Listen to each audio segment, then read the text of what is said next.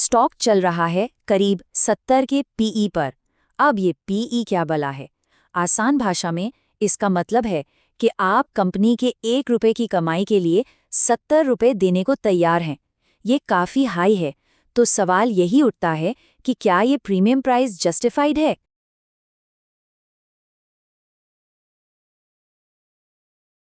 दोस्तों, 19 फरवरी को ABB India के नतीजे आ रहे हैं और मार्केट में तो भई नतीजों से पहले ही जबरदस्त हलचल है। तो आज हम करेंगे इसी कंपनी का एक डीप डाइव, एक गहरा विश्लेषण, ताकि हम ये समझ सकें कि इस पूरे एक्साइटमेंट के पीछे की असली वजह क्या है और आगे क्या उम्मीद की जा सकती है। लेकिन हाँ, शुरू करने से पहले एक बहुत जरूरी बात, ये जो भी हम बात कर रहे हैं ये प्योरली एजुकेशनल पर्पस के लिए है। हम सभी रजिस्टर्ड एडवाइजर नहीं है और ये किसी भी तरह की बाइंग या सेलिंग की रिकमेंडेशन बिल्कुल नहीं है। इन्वेस्टमेंट का कोई भी बड़ा फैसला लेने से पहले प्लीज अपने फाइनेंशियल एडवाइजर से जरूर सलाह लें और हमारा एक ही मंत्र याद रखें, ट्रेड विद डिसिप्लिन। तो चलिए सीधे मुद्दे पर आते हैं। आपकी स्क्रीन पर ये जो नंबर चमक रहा है ना, 49%, बस यही वो एक नंबर है जिसने पूरे बाजार में आग लगा रखी है। ये आंकड़ा एबीबी की ग्लोबल पेरेंट कंपनी से एक लीक हुए क्लू जैसा है, पर इसका असली मतलब क्या है? क्या ये सच में एक गेम चेंजर है? आइए पता लगाते हैं। तो मार्केट में जो ये एक्साइटमेंट की लहर है ना, वो शुरू हुई है एबीबी के ग्लोबल पेरेंट कंपनी के एक बयान से। उन्होंने साफ साफ हिंट दिया है कि भारत से आने वाले ऑर्डर्स में 49% की जबरदस्त, मतलब मैसिव बढ़ोतरी हुई है। ये बहुत बहुत बड़ा नंबर है और यही वजह है कि 19 फरवरी के नतीजे इतने क्रिटिकल हो गए हैं। अब इससे पहले कि हम नंबर्स में गोते लगाएं, चलिए एक स्टेप बैक लेते हैं और समझते हैं कि भाई ये एबीबी इंडिया करती क्या है, पैसा आता कहाँ से है। क्योंकि किसी भी कंपनी को समझने के लिए उसके धंधे को समझना सबसे जरूरी है। तो यहाँ आप देख सकते हैं कि कंपनी का मोटा मोटा पैसा कहाँ से आ रहा है। करीब करीब 77% जो कमाई है वो आती है इनके दो मेन डिविजन से, इलेक्ट्रिफिकेशन और मोशन। आसान भाषा में ये कंपनी की ब्रेड एंड बटर है, इसकी रीढ़ की हड्डी। रोबोटिक्स का हिस्सा अभी भले ही छोटा लगे, लेकिन फ्यूचर में ये एक बहुत बड़ा ग्रोथ इंजन बन सकता है। और ये स्लाइड तो कमाल की है। ये दिखाती है कि एबीबी की जड़ें कितनी कितनी गहरी हैं। मतलब आप सोचिए, भारत के जो सबसे हॉट सेक्टर्स हैं ना, data centres, railway, renewable energy, electronics, ABB ठीक उनके दिल में बैठा है। ये इंडिया की ग्रोथ स्टोरी का एक हिस्सा बन चुका है। सीधी सी बात है, जहां जहां इंडिया ग्रो कर रहा है वहां वहां एबीबी है। मैनेजमेंट इस ग्रोथ को कैसे ड्राइव कर रहा है? उनकी स्ट्रैटेजी बड़ी सिंपल और स्मार्ट है। पहला, लोकल फॉर लोकल, मतलब भारत में बनाओ, भारत में बेचो। दूसरा, डी बॉटलनेकिंग, जिसका मतलब है कि नई नई फैक्ट्रियां लगाने की जगह अपनी पुरानी मशीनों को ही अपग्रेड करके प्रोडक्शन बढ़ाओ, कम खर्चे में। और तीसरा, बड़े शहरों से निकलकर छोटे शहरों तक अपनी पहुंच बढ़ाना। चलिए अब उन दमदार नंबर्स पर नजर डालते हैं जो इस कंपनी के लिए एक सुपर स्ट्रॉन्ग केस बनाते हैं, बुल केस जिसे कहते हैं। यही वो आंकड़े हैं जिन्हें देखकर बड़े बड़े इन्वेस्टर्स एक्साइटेड हैं। ये स्लाइड तो पूरी कहानी बता रही है, जरा ध्यान से देखिए।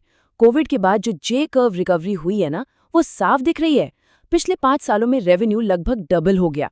Impressive right? लेकिन रुकिए, प्रॉफिट प्रॉफिट तो करीब करीब 9 गुना बढ़ा है, 9x। ये कमाल की ग्रोथ है और फ्यूचर भी सिक्योर लग रहा है, क्योंकि कंपनी के हाथ में लगभग 9,900 करोड़ रुपए की मजबूत ऑर्डर बुक है, जो आने वाले कई क्वार्टर्स के लिए रेवेन्यू की विजिबिलिटी देती है। अब एक बहुत ही इंटरेस्टिंग चीज, खरीद कौन रहा है? देखिए, जो एफआईआईज हैं, मतलब फॉरेन इन्वेस्टर्स, वो ऊंचे दाम पर प्रॉफिट बुकिंग कर रहे हैं, निकल रहे हैं।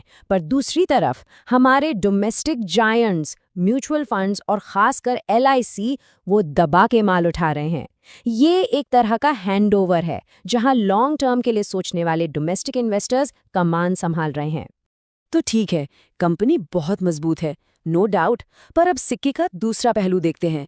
क्या ये बहुत ज्यादा महंगी हो चुकी है? ये वो सवाल है जो हर इन्वेस्टर के दिमाग में घूम रहा है।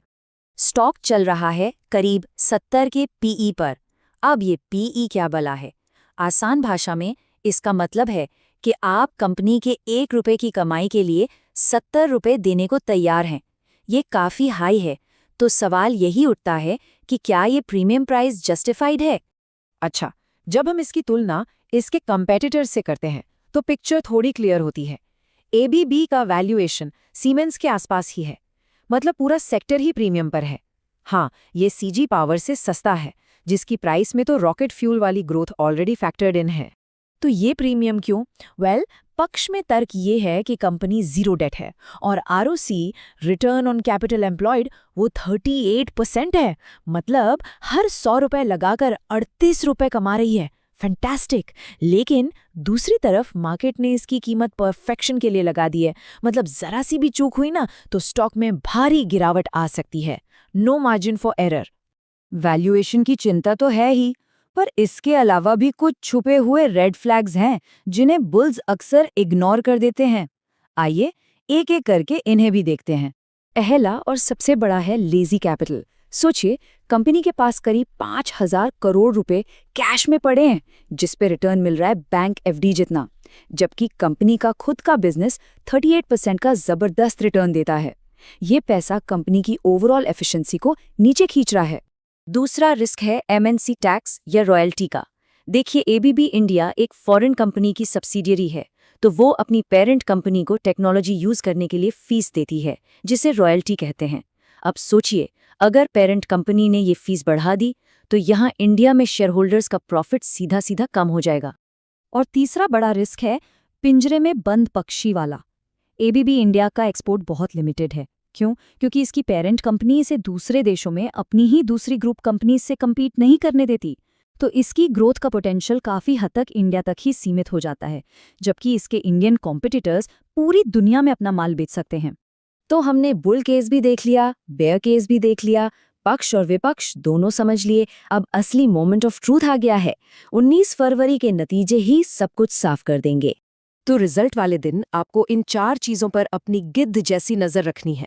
पहला, ऑर्डर इनफ्लो, क्या वो 49% ग्रोथ वाकई दिखती है? दूसरा, मार्जिन्स, क्या वो 15% से ऊपर टिके रहते हैं? तीसरा, मैनेजमेंट की कमेंट्री, फ्यूचर को लेकर वो कॉन्फिडेंट है या कॉशियस? और चौथा, कैश का क्या किया?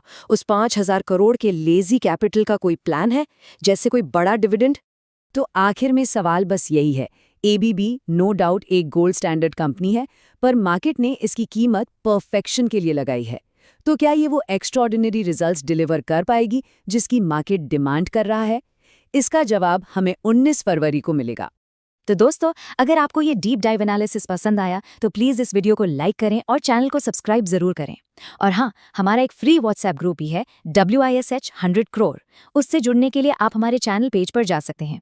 आपके कोई भी सवाल हो नीचे कमेंट्स में पूछिए, हम पूरी कोशिश करेंगे जवाब देने की। धन्यवाद। और हमेशा याद रखें, ट्रेड विद डिसिप्लिन।